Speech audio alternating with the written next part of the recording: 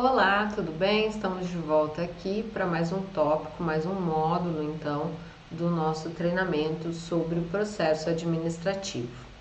Retomando, então, os nossos estudos, agora nós iremos entrar na parte dos recursos administrativos, certo? Então, o recurso, ele é também constitucionalmente previsto, garantido, então, sobre a questão do exercício do duplo grau de jurisdição. Então, a todo cidadão, quando peticiona, exercendo o seu direito de petição, sobre as decisões tomadas, a ele é sempre garantido o exercício do poder recursal, certo? Então, uma vez contrariado quanto à decisão adotada, ele tem direito de apresentar um recurso, certo? Quem que tem legitimidade para recorrer? Todo aquele que ele foi afetado por aquela decisão administrativa, certo? Seja em defesa de interesse ou de um direito. Também existem aqueles casos em que a própria procuradoria, de ofício, ela vai poder apresentar aí um recurso, uma vez que de repente aquela decisão contrariou alguma súmula administrativa, algum despacho normativo. Então, sempre que a procuradoria verificar isso, a ela é garantido, ainda mais hoje, a gente sabe, com a questão mesmo da autonomia que é dada às procuradorias, elas têm esse direito, então, de que apresentem os seus recursos, uma vez que elas constatem aí um desencontro, da decisão em relação a alguma norma, legal, seja na esfera administrativa, uma norma ali interna, ou seja mesmo uma norma de aplicação geral, certo?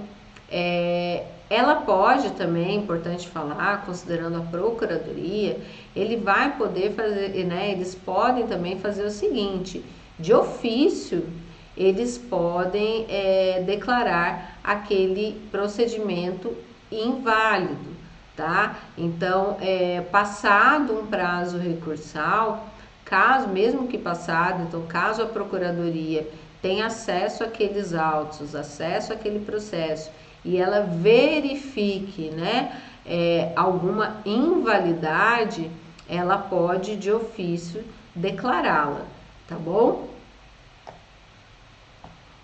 Outra questão também importante é quem pode, Então, existe um direito garantido sobre as pessoas que, uma vez, se sentindo prejudicadas com uma decisão sobre o pedido por ela apresentados, é-lhe dado o exercício do poder recursal.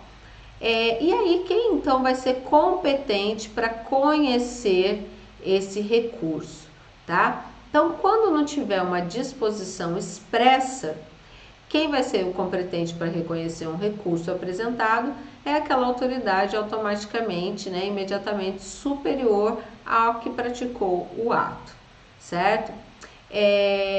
Essa decisão também do recurso, ela não pode, dentro do mesmo procedimento, agravar, a restrição produzida ali pelo ato, salvo em casos ali de invalidação.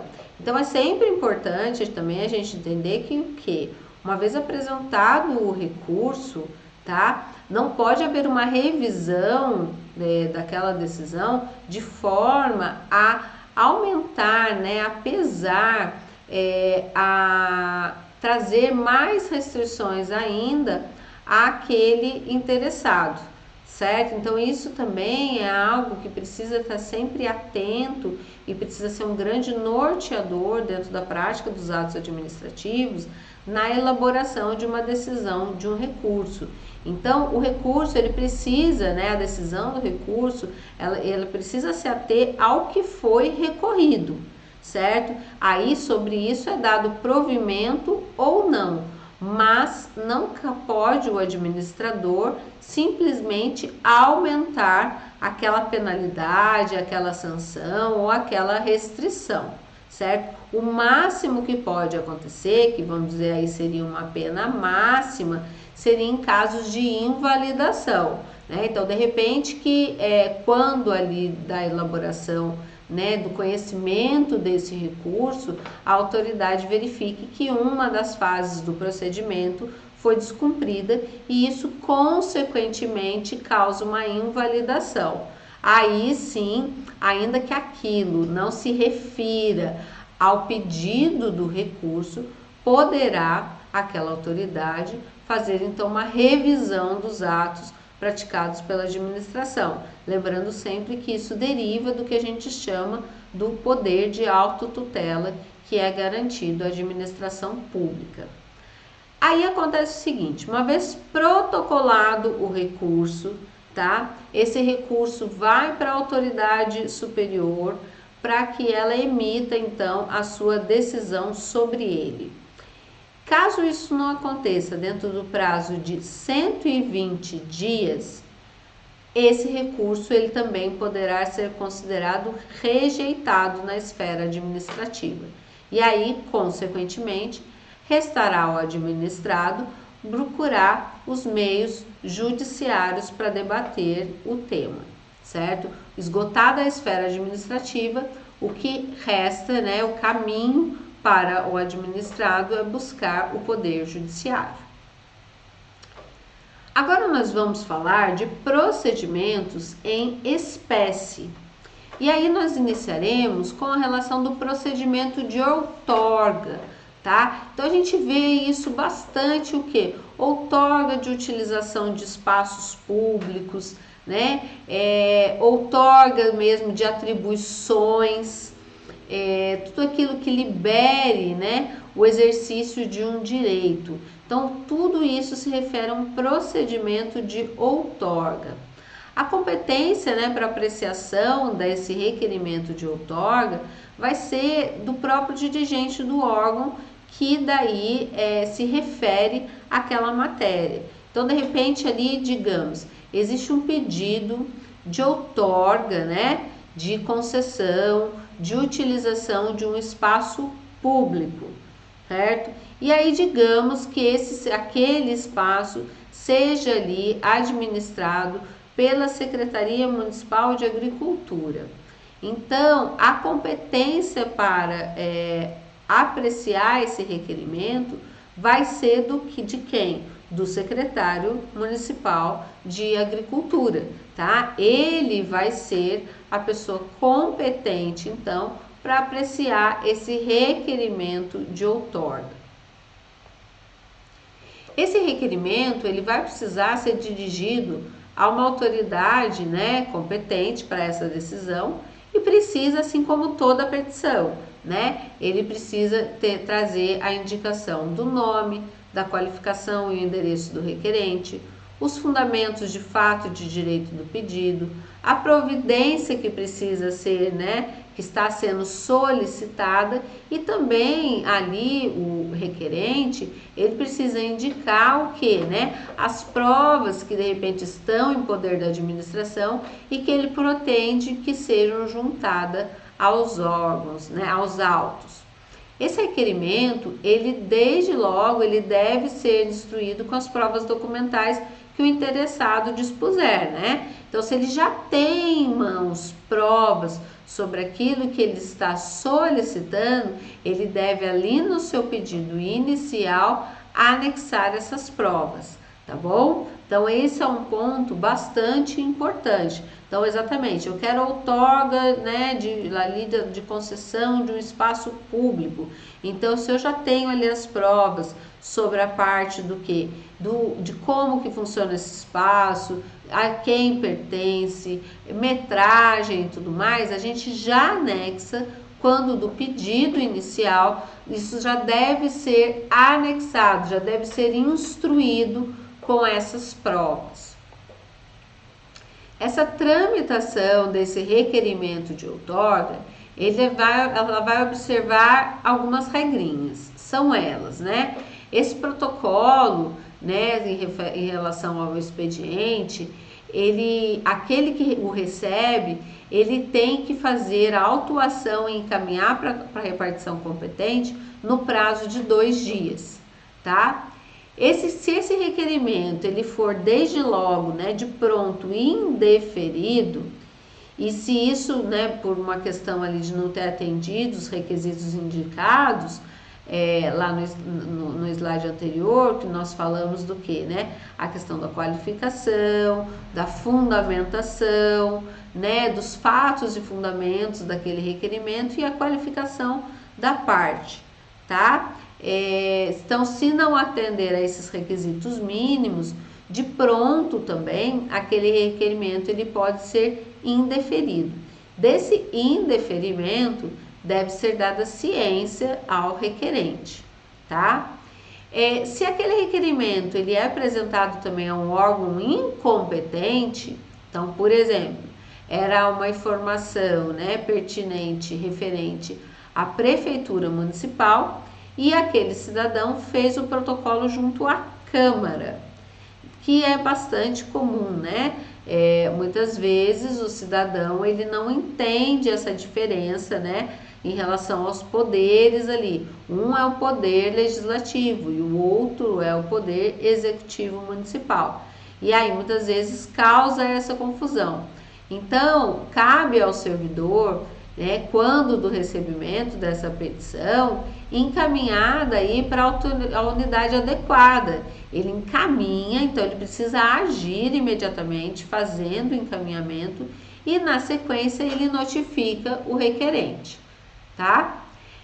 Vai ter uma autoridade que também vai determinar quais são as providências que precisam ser tomadas, certo? Quanto aí a parte, em caso de tiver dúvida da parte jurídica, se precisa ali de repente encaminhar para um órgão de consultoria jurídica. Então, quem vai determinar isso vai ser a autoridade com relação a como que deve se dar essa fase de instrução. Quando esses elementos, né, que forem colhidos, que forem ali juntados aos autos, puderem conduzir aí a um indeferimento, o requerente ele deve ser intimado com prazo de 7 dias para manifestação final. Terminada a fase de instrução, a autoridade ela vai ter que decidir de forma fundamentada nos 20 dias subsequentes. Então percebam que nesse procedimento de outorga, que é um procedimento aí específico, ele não traz uma regra diferente da regra geral. Então, uma vez levado para decisão da autoridade competente, o prazo para a expedição dessa decisão vai ser de 20 dias. Da decisão, cabe sempre um recurso hierárquico. Então, isso é muito importante de ser observado, porque o requerente, né, caso se sinta contrariado em relação a uma decisão, ele tem o direito, né, de pedir essa revisão. E aí, consequentemente, uma vez que isso chega ali para, né, a autoridade para decidir, ela vai ter esse prazo de 20 dias, tá?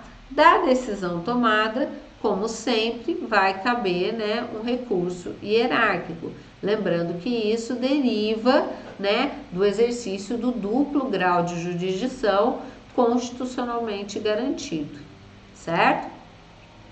Outro procedimento específico é o procedimento de invalidação. O procedimento, né, para invalidação de um ato administrativo, ele precisa obedecer algumas regras, como, por exemplo, esse requerimento, ele precisa ser dirigido à autoridade que praticou o ato ou que afirmou. Uma vez que recebido esse requerimento, ele vai ser submetido a uma consultoria jurídica para emissão de um parecer. Existe um prazo para isso, que é de até 20 dias. O órgão jurídico ele vai opinar sobre a procedência ou não daquele pedido e, se o caso, ela vai fazer uma sugestão de providências para instrução ali dos autos e esclarecimento de se alguma questão ali de invalidação vai atingir terceiros. Então, isso é muito importante de ser averiguado dentro de um procedimento de invalidação. Então, com a invalidação daquele ato, terceiros serão atingidos? Esse é um ponto que precisa ser levado mesmo a questionamento quando desse procedimento de invalidação. Quando também um parecer ele aponta a existência de terceiros interessados, a autoridade ela deve determinar a intimação dessas pessoas em até 15 dias para manifestação a respeito, tá? Essa fase toda refere-se à parte da instrução do processo. Concluída essa instrução, aí as partes vão ser intimadas para em 7 dias apresentarem as suas razões finais. A autoridade, né, ouvindo o órgão jurídico, ela vai ter novamente o prazo de 20 dias, através de um despacho fundamentado, né, motivado, para tomar a sua decisão. E dessa decisão, as partes serão intimadas. Dessa decisão, por sua vez, novamente vai caber um recurso hierárquico. O procedimento de invalidação, ele também, né, pode ser startado de ofício, seja pela Procuradoria Jurídica, seja pelo presidente da Câmara, seja pelo prefeito, seja pelos representantes das comissões. Então, esse procedimento, ele pode ter ali, né, uma vontade, um início de ofício. E aí, para que isso seja aceito, esse procedimento, né, de invalidação, ele precisa se referir a uma invalidade de ato ou de contrato, né, a autoridade de quem o praticou, se foi seu superior hierárquico, e de submeter o assunto ao órgão de consultoria jurídica, tá? Então, são essas questões que precisam ser observadas dentro de um processo de invalidação do ato administrativo, tá? E essa invalidação acontecendo de ofício.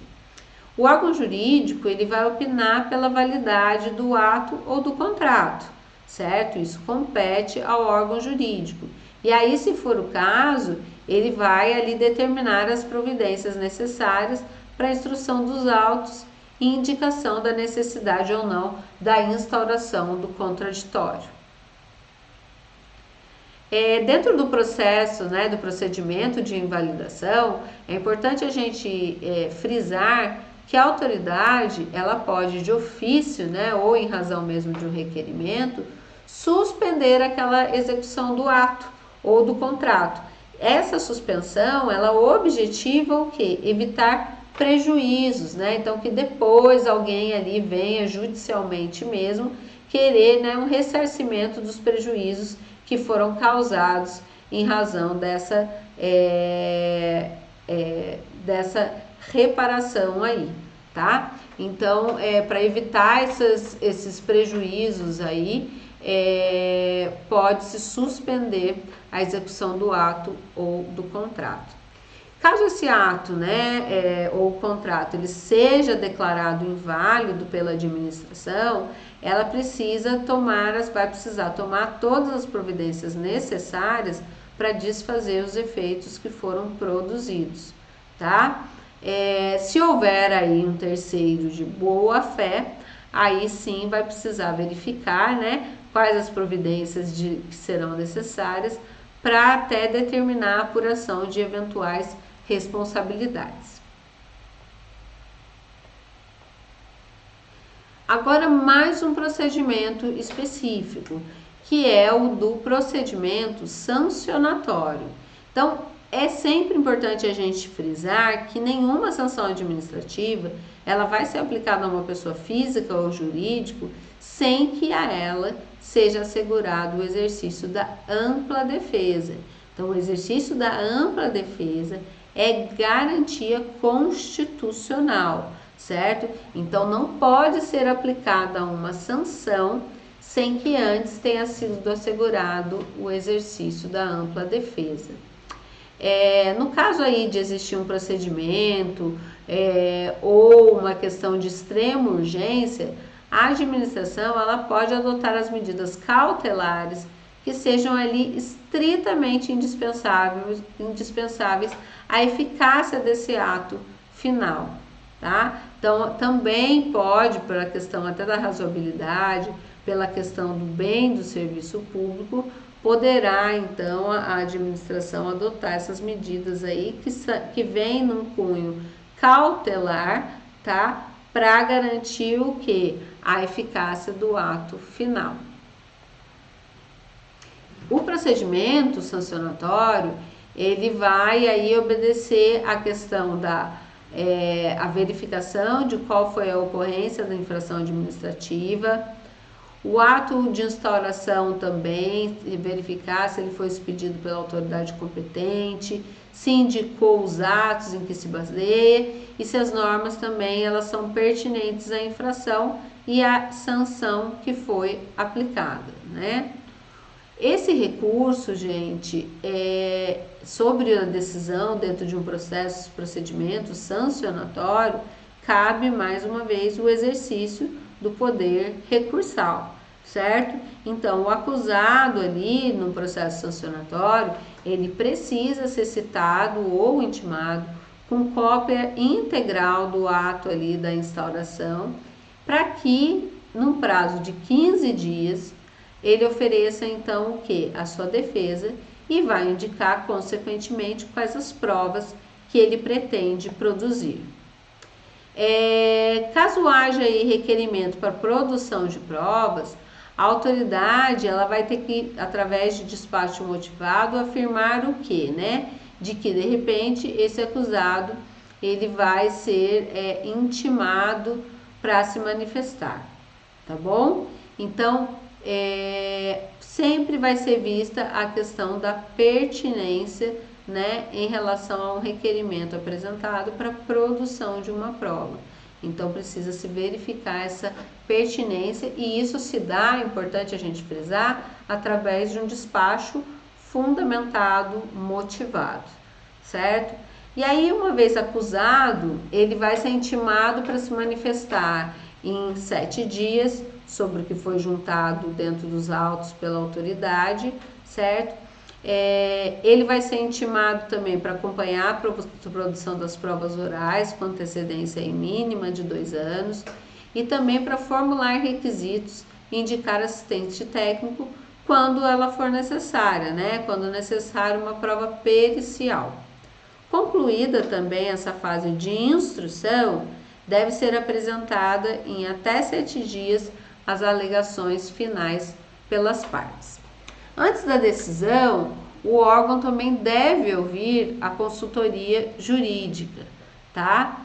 Mais uma vez chegada, né, a autoridade competente para emissão da sua decisão dentro daquele recurso, é importante lembrar que o que, né? Essa decisão que precisa ser fundamentada, ela precisa ser proferida no prazo máximo de 20 dias. E o interessado ele vai precisar ser também notificado. Da decisão não caberá recurso. Então essas são as regras aí contidas em relação ao procedimento específico, tá? Do procedimento sancionatório. O procedimento sancionatório, via de regra, ele vai ganhar o grau de nível de sigiloso, tá? Salvo aí em relação, muitas vezes, ao acusado, ao seu procurador, ou de terceiro mesmo que demonstre legítimo interesse, tá? Incide em uma infração disciplinar grave, o servidor, né, que por qualquer motivo, ele divulgar irregularmente informações relativas à acusação ou ao acusado e ao procedimento.